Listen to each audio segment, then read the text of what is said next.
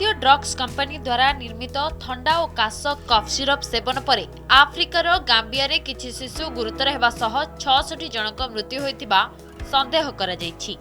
एने विश्व स्वास्थ्य संगठन पक्षरु सतर्क कराजिबा सह central drugs standard control organisation पक्षरु घटनार तुरंत तदंत करबा पई निर्देश दिया जायछि।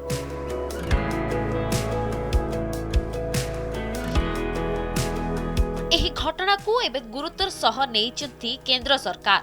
औषध सेवन परे शिशुमानक ठारे किडनी समस्या देखा जाइतला और परे सेमानकर मृत्यु होइतला। एभली घटना को अत्यंत गुरुतर सह नेउछि विश्व स्वास्थ्य संगठन।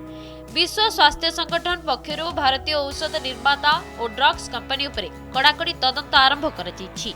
तेबे तदंत परे समस्त कफ सिरप नमूना रे डाइइथाइलिन ग्लाइकल और एथिलीन ग्लाइकल थिबा सूचना मिलिछि एवं एहा शरीर पई अत्यंत विषाक्त और घातक।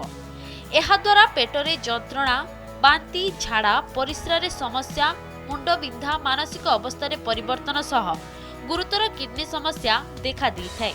एथिजोगु रोगीर मृत्यु होइथाय बोली सूचना मिलिछि।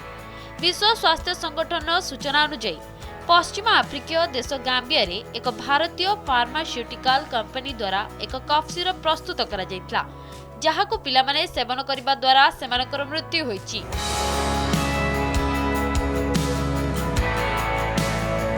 एबे एही कफ सिरप बंद करा जिबा और व्यवहृत न करिबा पई WHO पक्षरु चेतावनी दिया जायछि।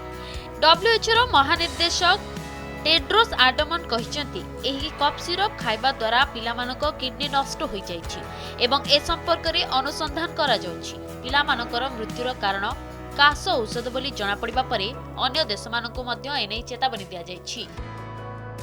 Bureau report Sambad star.